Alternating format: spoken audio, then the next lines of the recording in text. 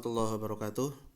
Kita lanjutkan ke matlab ar-rabi, yaitu adalah at-talqih ad-dakhili li buyaydah ajnabiyah wa zar'uha fi rahmiz zaujah ba'da dzalika.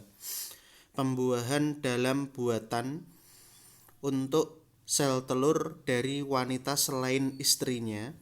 Kemudian setelah sel telur dari wanita selain istrinya itu terbuahi, ditanamkan ke rahim istrinya setelah itu.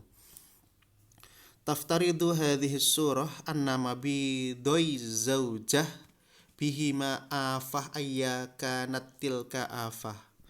Kasus ini terjadi saat dua ovarium, jadi mabidoini ini, jadi sebenarnya ini kan mabidoini karena dia mudhaf maka nunnya hilang. Ovarium itu adalah bagian dari rahim wanita yang bertugas mengeluarkan telur. Ini mabidoi.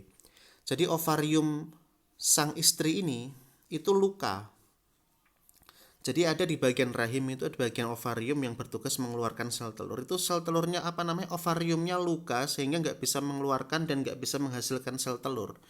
Ayat kanat tilkan afawis, pokoknya terserah bagaimanapun lukanya. Yang penting sel telurnya, ovariumnya tidak bisa memproduksi telur.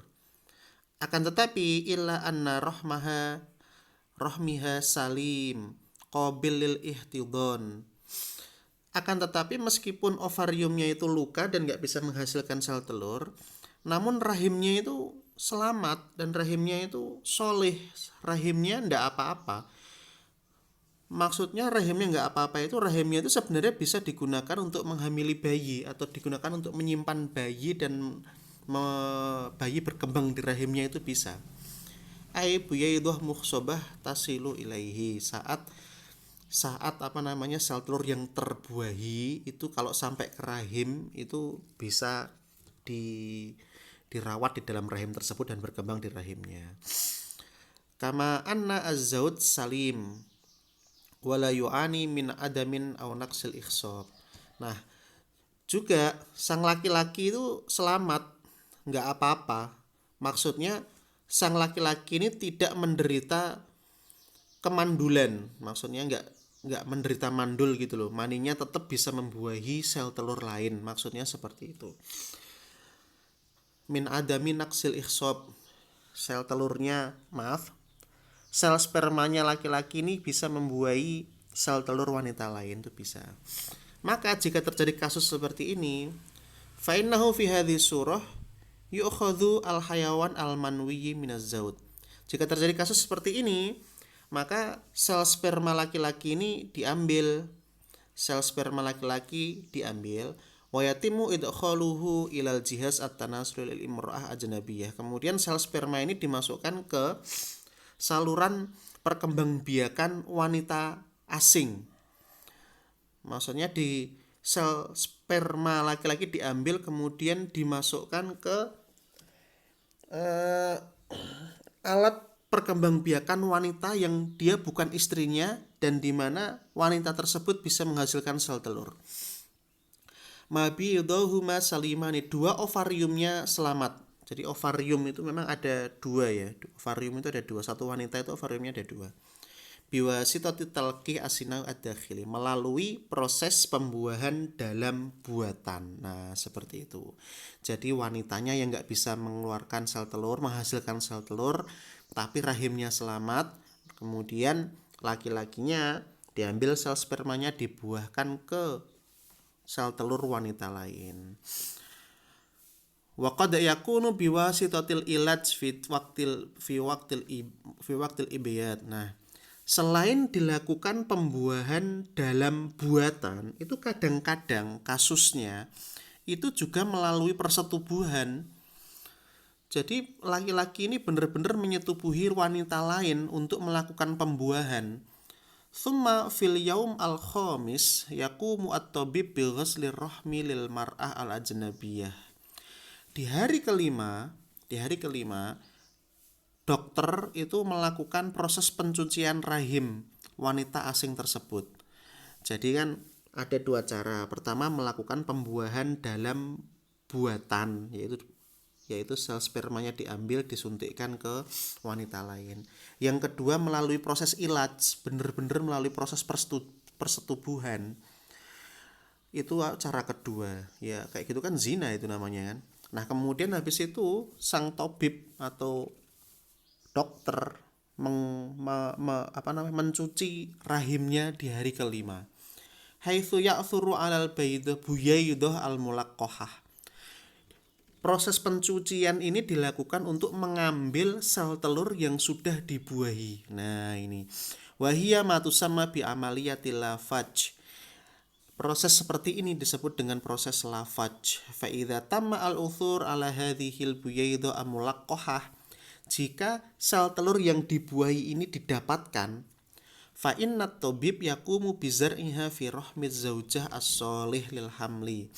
Setelah wanita asing tadi rahimnya dicuci dan sel telur yang dibuahi itu diambil, kemudian sel telur yang sudah dibuahi dengan sperma suaminya ini ditanamkan ke rahim sang istri, yang dimana rahimnya masih bisa digunakan untuk hamil. Wa qad tamma hadhil amaliyah binajah fil walidah al-mutahidah wa intasharat fiha. Proses seperti ini, amaliyah seperti ini, itu amaliyah lafaz ini, itu terjadi dengan berhasil di Amerika Serikat dan berkembang di sana. Nah, ini kan. Dan kasus seperti ini kadang-kadang juga terjadi waqad yatimu al-husul al-hayawanat al-manwiyah min ajnabi idza kana az-zawj ghairu shalih litaksib aidon. Kalau tadi kan kasus di atas kan kalau laki-lakinya sel spermanya bisa membuahi gitu. Nah, kalau misalkan laki-lakinya ternyata juga sel spermanya lemah dan tidak bisa membuahi sel sperma lain, itu kadang-kadang kasus ini terjadi juga dengan sel spermanya bukan dari sel sperma sang laki-laki, tetapi beli sel sperma dari laki-laki lain atau beli dari bank sperma yang sudah kita jelaskan di pertemuan sebelumnya. Wa qad takunul mar'ah allati laqahat buyaydatuha thumma naqalat ila zawjah amman ul uqtalaha aw li zawjiha kama qad takunul mar'ah allati laqahat buyaydatuha thumma naqalat ila zawjah wa ghairu mutazawwijah aslan. Nah, ini nggak begitu penting ini. Kemudian berikutnya bawahnya. Nah, ini sekarang. Fa fi kulli hadhihi suwar, kasus-kasus seperti di atas yang sudah kita jelaskan di atas itu, kasus-kasusnya ada banyak, itu bukan hanya satu saja, itu kasusnya ada banyak. La yajuzu talqihad dakhili, enggak boleh, la yajuz li'annahu muharram, diharamkan. Ya jelas kan enggak boleh kan, lawang itu lawang itu sel telurnya dari wanita lain. Bahkan kadang-kadang dalam kasus seperti itu sang suami betul-betul menyetubuhi wanita lain, ini tidak bisa. Wa ghairu jaiz syar'an, dan secara syariat enggak boleh. Takhrijan an aqwalil fuqaha, melalui diintisarikan dari qaul-qaul fuqaha, wa dzalika lima ya'ti, karena seperti ini. Fil fardil awal alladhi yakunu fihi al hayawan al manwi minaz zauj wal buyaydah al ajnabiyah. Kalau di situ hayawan manwi atau sel spermanya itu dari laki-lakinya, dari suami, sementara sel telurnya dari wanita asing, fa innal mani huna ghairu muhtaram, maka maninya itu enggak terhormat karena di luar akad pernikahan. Idza kana al-waqtul inzal yuqsadu minhu at-talqi hadhil biyaitu al-ajnabiyah. Maninya itu maninya itu tidak terhormat karena saat mani tersebut dikeluarkan dimaksudkan untuk membuahi sel sperma wanita lain. Ya kan, ini enggak boleh karena digunakan untuk membuahi sel telur wanita lain. Yang seperti ini enggak boleh karena memang laki-laki dengan perempuan ini tidak terikat pernikahan. Kama annal walad an-natij an hadzal fard takunu min ma'aini. Sebagaimana anak yang dihasilkan dari kasus seperti ini itu berasal dari dua air. Maksudnya air dari laki-laki dan juga air dari perempuan. Maksudnya adalah air laki-laki itu adalah sel sperma, air perempuan itu adalah sel telurnya. La tujadu alaqah zaujiyah bainahuma, enggak terjadi akad pernikahan di antara keduanya, itu tetap tidak boleh. Wabittali, maka daripada itu, fa innahu la yathbutu nasabuhu li ab, maka nasabnya ya enggak bernasab ke ayahnya, enggak ada nasab ke ayahnya. Li'annahu mithli ibni zina, karena dia seperti anak zina. Wa inna ma yathbutu nasabuhu min ummihi allati hamalathu wa waladathu. Nasabnya hanya bersambung kepada ibunya saja yang mengandungnya dan melahirkannya. Li'annal buyaidah al-ukhra al-mukhsobah la hurmah laha.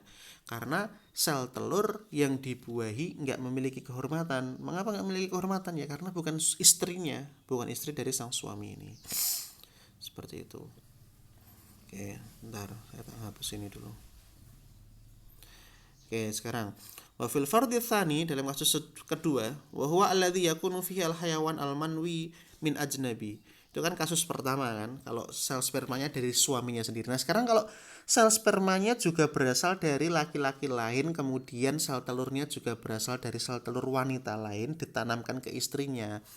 Wal buyaidah min ajnabiyah, sel spermanya dari laki-laki lain, kemudian sel telurnya juga dari wanita lain. Ghayah ma fil amri ana zaujah hiya allati qamat bil hamli wal wad'i fa innal hukum fiha huwa nafsul hukmul fard awal. Hukumnya ya sama saja, bahkan ini lebih parah karena sel spermanya juga sel sperma dari laki-laki lain.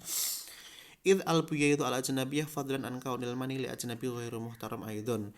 Ya sama saja antara sel sperma dengan sel telur dari wanita yang terbuahi ini ghairu muhtaram, enggak terhormat. Kenapa? Ya karena tidak ada ikatan hubungan pernikahan. Wal fardul ukhra tu'khadhu nafsu hadzal hukum, dan kemudian kasus-kasus yang lain hukumnya sama dengan seperti itu. Intinya tidak boleh. Wa yu'addu at-tabib awil bang alladhi qama bihadhihi al-amaliyah murtakiban. Dokter atau bank sperma yang melakukan perbuatan seperti ini itu dianggap melanggar hukum atau melanggar syariat. Yastahiqu al-uquba ta'ziriyah, harus dihukum secara hukuman takzir. Hukuman takzir itu adalah hukuman yang ditetapkan oleh hakim. Sementara kalau had itu adalah hukuman yang ditetapkan oleh Allah Subhanahu wa taala di dalam Al-Qur'an dan Sunnah. Terima kasih, akan kita lanjutkan di mabhas kedua, yaitu adalah bayi tabung. Tiflul ambut itu bayi tabung. Wassalamualaikum warahmatullahi wabarakatuh.